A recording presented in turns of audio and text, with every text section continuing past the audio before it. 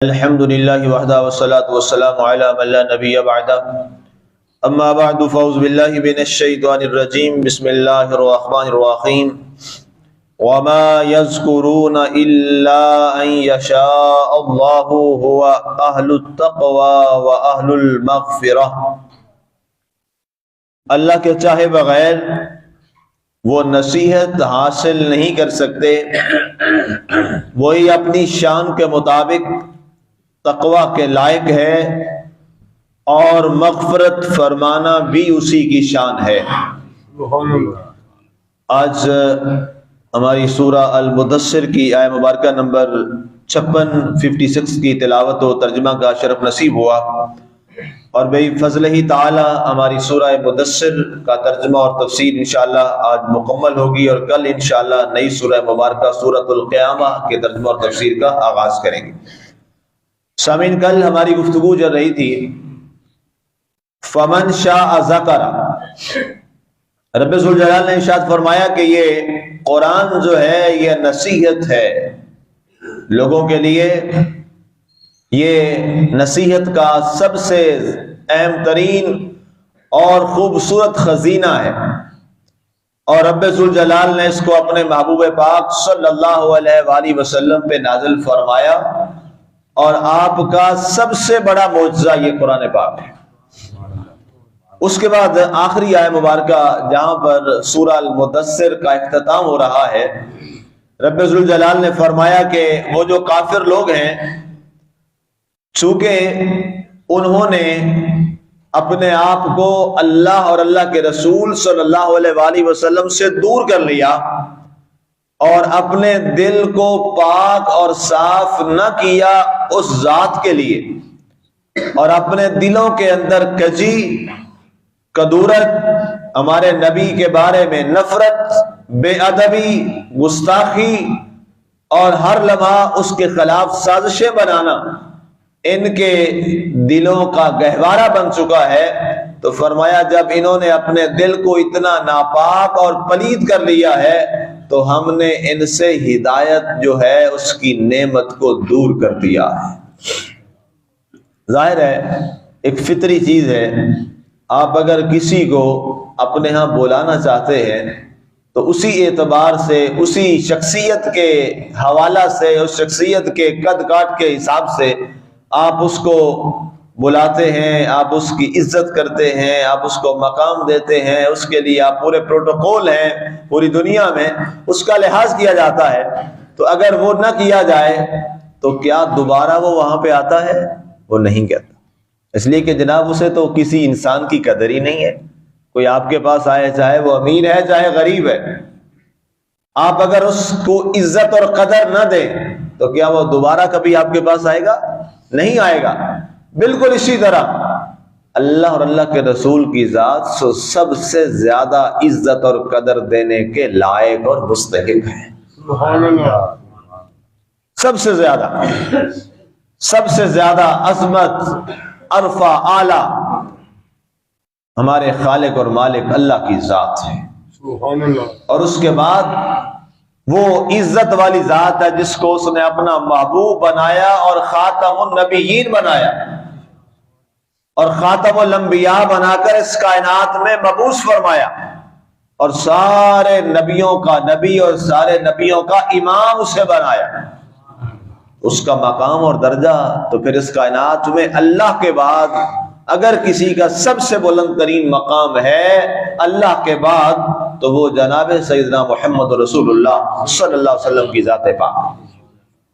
تو فرمایا جب انہوں نے اپنے دلوں کو اس ہمارے محبوب کے بارے میں نفرتوں سے بھر لیا، کدورتوں سے بھر لیا، بے ادبی سے بھر لیا، گستاخیوں سے بھر لیا، اللہ فرماتا ہے ہم نے ان سے ہدایت کی توفیق ہی چھین لی۔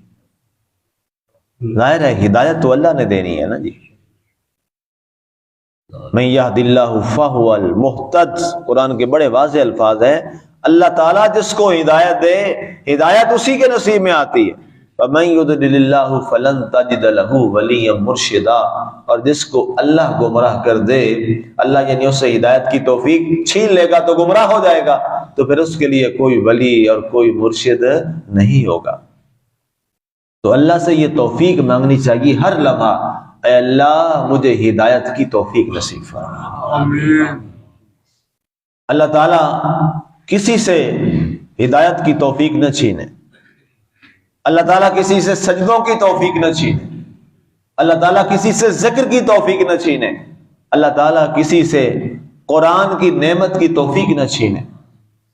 دنیا میں ایسے بہت سے لوگوں سے ملاقات بھی ہوئی اور انہوں نے باقاعدہ یہ کہا جی پتہ نہیں کیا ہو گیا، ٹھیک ٹھاک چلتے تھے، اب تو دل ہی نہیں کرتا سجدہ کرنے۔ میں نے کہا جی کثرت سے استغفار پڑھیں۔ حضرت امام حسن رضی اللہ تعالیٰ عنہ کے پاس ایک شخص آیا اور اس نے یہی شکایت کی، اور یہی روایت حضرت امام حسن بصری رضی اللہ تعالیٰ عنہ کے حوالہ سے بھی، دونوں سے یہ مروی ہے کہ جی پتہ نہیں کیا ہو گیا ہے، اب تو نماز پڑھنے کو بھی دل نہیں کرتا۔ ان کا فوراً جاؤ اور کثرت سے استغفر اللہ پڑھو۔ استغفر اللہ کا معنی یہ ہوتا ہے اے اللہ مجھے معاف فرما دے، اللہ سے مغفرت طلب کرنا، بخشش طلب کرنا۔ کہ کثرت سے استغفر اللہ پڑھو، کتنی بار؟ مسلسل پڑھتے رہو، مسلسل پڑھتے رہو جب تک دوبارہ تیرا دل سجدے کی طرف دوڑ کر نہ آئے، یہ پڑھتے رہو، اس لیے کہ اللہ نے تجھ سے سجدے کی توفیق چھین لی ہے، اور یہ تب چھینتا ہے جب وہ ناراض ہوتا ہے کسی پر، جب وہ کسی پر غضب کرتا ہے، جب کسی سے وہ ناراض ہو جاتا ہے تو کیا کرتا ہے؟ سجدوں کی بھی توفیق چھین لیتا ہے۔ تو اس لیے یہ بات آپ بتایا کریں ان لوگوں کو جو نماز کی طرف نہیں آتے، انہیں یہ کہا کریں اللہ کے بندے اللہ کی بارگاہ میں استغفار کر، اللہ سے معافی مانگ، اللہ تجھ پہ ناراض ہے، اللہ نے تجھے اپنے دربار میں اور اپنے گھر میں آنے کی توفیق نہیں دے رہا، اللہ تجھے اپنے دربار گوہر بار میں قبول نہیں کر رہا۔ جب ہم نماز کے لیے کھڑے ہوتے ہیں، جہاں بھی کھڑے ہوتے ہیں، جس جگہ بھی کھڑے ہوتے ہیں، تو ہم کیا جملہ بولتے ہیں؟ عبادت اللہ کی، بندگی کس کی ہے؟ اللہ کی۔ تو وہ جہاں بھی ہم کھڑے ہیں، ظاہر ہے آقا کریم صلی اللہ علیہ وسلم نے فرمایا رب تعالیٰ نے مجھے یہ اعزاز دیا ہے، یہ خاص آپ کو نصیب اللہ نے فرمایا کہ پوری روح زمین کو فرمایا میرے لیے مسجد بنا دیا گیا۔ سبحان اللہ۔ آپ جا رہے ہیں، راستے پہ ہیں، روڈ پہ ہیں، جہاں کھڑے ہو جائیں وہیں مصلی بچھا کے آپ نماز پڑھ لیں۔ مصلی نہیں ہے، جگہ صاف ہونی چاہیے، چاہے آپ زمین پہ پڑھیں، جگہ صاف ہے، آپ چاہے وہاں گھاس ہے وغیرہ ہے آپ وہاں پڑھ لیں، بس جگہ نیچے صاف ہونی چاہیے۔ اس کے لیے شرط ہے، نہ مصلی شرط ہے، نہ قالین شرط ہے، نہ کوئی اور چیز شرط ہے، جگہ صاف ہونی چاہیے بس۔ تو جب کوئی شخص اس کے دربار میں آ ہی نہیں پا رہا، اس کا مطلب ہے رب اسے اپنے گھر میں قبول نہیں فرما رہا، تو اسے اللہ کے دربار میں استغفار کرنا چاہیے۔ اور وہی شخص کچھ عرصے بعد واپس آیا، کہا جی اب تو میرا دل کرتا ہے کہ جو ہی نماز کا وقت ہو میں دوڑ کر جاؤں نماز کی طرف۔ سبحان اللہ۔ آپ نے فرمایا مبارک ہو، تیرا رب تجھ سے راضی ہو گیا ہے، سبحان اللہ۔ تیرا رب تجھ سے راضی ہو گیا ہے۔ اور جس کا دل اس طرف لگ جائے مبارک ہو، اللہ تعالیٰ اس سے راضی اور وہ توفیق دے رہا ہے۔ انسان جب نیکی کرے اور وہ نیکیوں میں اس کا دل کر رہا ہو کہ میں یہ نیکی کروں، میں یہ نیکی کروں، میں یہ نیکی بھی کر لوں، میں یہ نیکی بھی کر لوں، تو اسے اللہ کے حضور الحمدللہ کثرت سے پڑھنا چاہیے اور دعا کرنی چاہیے، یا اللہ تیرا شکر ہے اگر تو نے مجھے یہ جذبہ اور شوق دیا ہے، یہ مجھے مرتے دم تک اسی طرح نصیب فرمانا، کیونکہ یہ تبھی جذبے آتے ہیں جب مالک راضی ہوتا ہے۔ سبحان اللہ۔ مالک کی توفیق کے بغیر یہ چیزیں نہیں ہوتی، بالکل نہیں ہوتی۔ آگے فرمایا گیا کہ وما یذکرون الا ان یشاء اللہ، اللہ نہ چاہے تو یہ لوگ نصیحت حاصل نہیں کر سکتے۔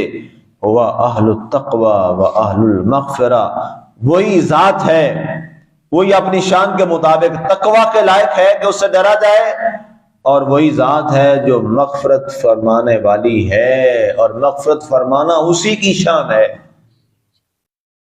فمن شاء، جس کو چاہے، جس کی ذات وہ چاہے، جس کے لیے پسند فرمائے اس کو معاف کر دے، اور جسے چاہے اس کو اپنے گرفت میں لے لے، یہ اس کا فیصلہ ہے، ہم تو اس میں کوئی رائے نہیں دینے والے، وہ مالک اور خالق ہے۔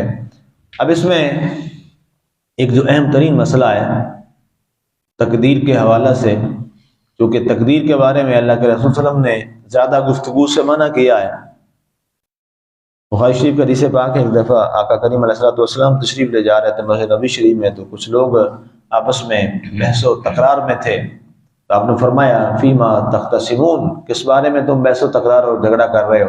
کہا جی تقدیر کے بارے میں۔ آپ علیہ السلام نے فرمایا چھوڑ دو، تقدیر کے بارے میں بحث نہ کیا کرو، پہلی امتیں بھی اس وجہ سے ہلاک ہو گئیں، بس اس کو چھوڑ دو۔ تو زیادہ بات، کیونکہ ہم تو پڑھتے ہیں، علماء کی تو ذمہ داری ہے وہ چیزیں پڑھنا، پھر سوالات جوابات ہوتے ہیں، لیکن آپ میں بس میں اتنا ہی کہہ دیتا ہوں کہ اللہ کی بارگاہ میں ہر لمحہ یہ دعا کیا کیجئے کہ اے اللہ ہماری تقدیر اچھی لکھ دے۔ بس میں اتنی بات آپ سے کہہ سکتا ہوں، اے اللہ ہماری تقدیر اچھی لکھ دے، اور ہم سے وہ والے کام کروا کہ ہماری تقدیر لوح قلم جو ہے وہاں پر اس پر اچھی ہو جائے۔ بس یہ اللہ سے دعا کرنی چاہیے، مبرم اور معلق، اور یہ پھر لمبی بحثیں یہ عوام الناس کے حوالہ سے نہیں ہے، اللہ کے حضور دعا کو ہوں، اللہ تعالیٰ کی ذات اس نے ہمیں یہ توفیق بخشی، اللہ تعالیٰ وہ ہمیں خاص اپنی رحمت کے ذریعے اس نے ہمیں چنا، پسند فرمایا، تو اس نے اس نصیحت اور قرآن پاک کے لیے ہمیں منتخب فرما لی۔ یہ بھی سراسر اس کی توفیق سے، یہ بھی خالصتاً اس کی توفیق سے ہے، مگر نہ ہو سکتا ہے کوئی باہر بھی بیٹھا اور اندر نہ آ پا رہا، تو توفیق ہے نا جی، اللہ کی ذات تا دم مرگ یہ ہمیں توفیق نصیب فرمائے، اور اللہ تعالیٰ اس قرآن کی محفل ہمارے مقدر میں رکھے، مقدر میں لکھے ہمیشہ، اور تا دم مرگ ہمارے لیے اعزاز ہو کہ ہماری آخری جو رات ہے وہ قبر میں ہو، تو اس سے پہلے والی فجر بھی اللہ ہمیں قرآن کی محفل میں نصیب فرمائے۔ یہ تو ہمیشہ میں دعا کرتا ہوں اپنے لیے اور آپ کے لیے بھی، تاکہ یہ آخری ہمارا جو اثاثہ ہو، جب ملائکہ آئیں حساب و کتاب ہو تو اللہ تعالیٰ کیا قرآن خود آ جائے، مولا اس کا کیا حساب پوچھتے ہو، یہ تو آخری آج صبح بھی میرے ساتھ گزار کے آیا ہے۔ بس اللہ یہ ہمیں نصیب فرمائے، اور اللہ اس پہ ہمیں عمل کی توفیق عطا فرمائے، یہ اس کا حسن ہمیں اللہ نصیب فرمائے۔ آمین۔ وما علینا الا البلاغ المبین۔